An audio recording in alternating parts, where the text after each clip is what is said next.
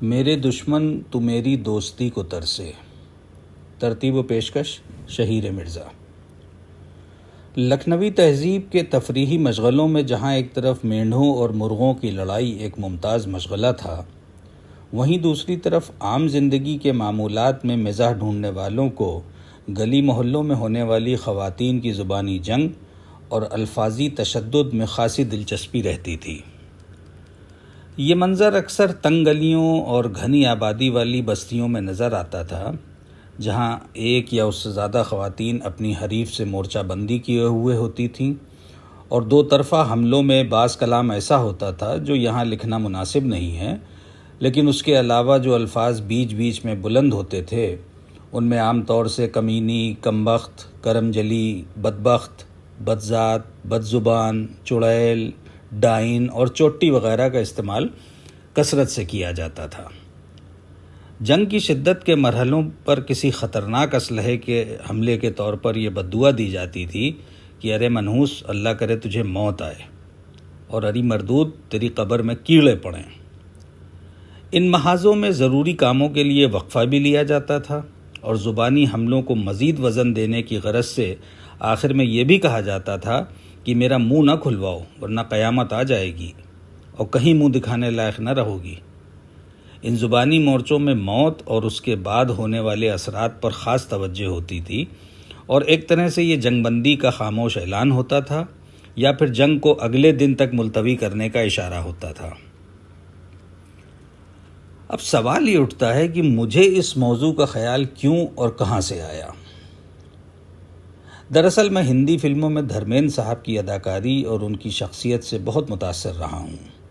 ان کے مردانہ اور طاقتور کردار بہت سے لوگوں کو زندگی کی چنوتیوں سے جوجھنے کا حوصلہ دیتے رہے ہیں، اور ان کی ڈائیلاگ ڈیلیوری میں اردو الفاظ کا تلفظ اور استعمال کانوں کو بہت سکون دیتا ہے.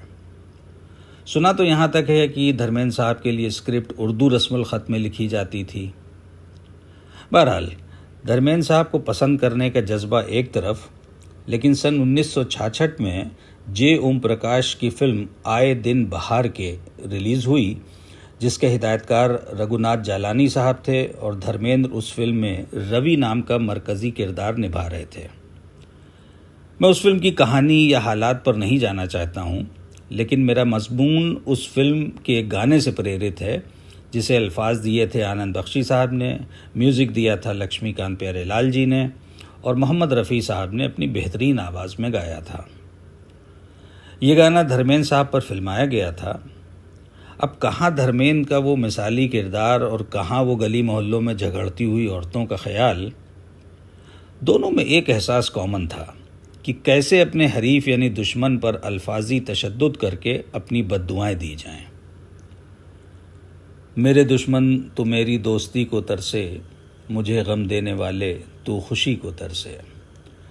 تہذیبی زبان میں جسے کوسنا کہتے ہیں، وہی کام سوٹ ٹائی میں دھرمیندر صاحب گلوریفائڈ کرسز دے کر رہے تھے.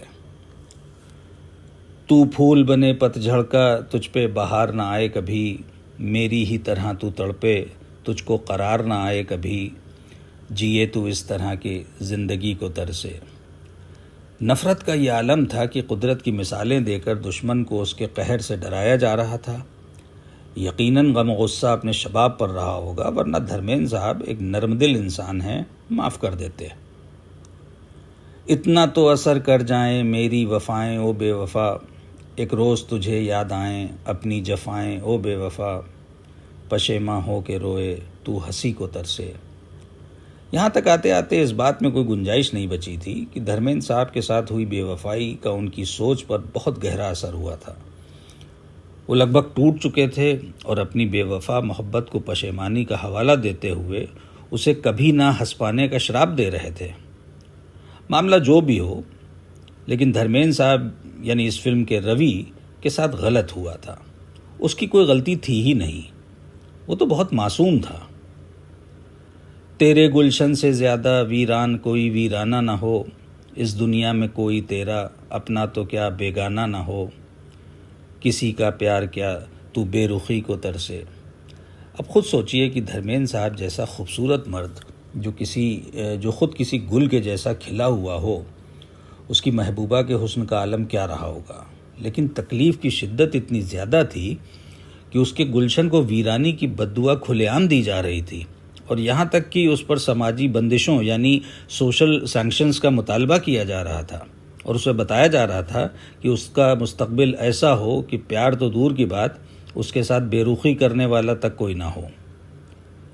اس سے ایک بات تو ثابت ہوتی ہے کہ محبت کی شدت جتنی زیادہ ہوتی ہے، تکلیف کا احساس اتنا ہی زیادہ ہوتا ہے۔ خدا کبھی کسی محبت کرنے والے کا دل نہ توڑے، اور نہ ہی گلی محلوں میں ایسے حالات پیدا ہوں کہ بات زبانی جنگ تک بھی پہنچے۔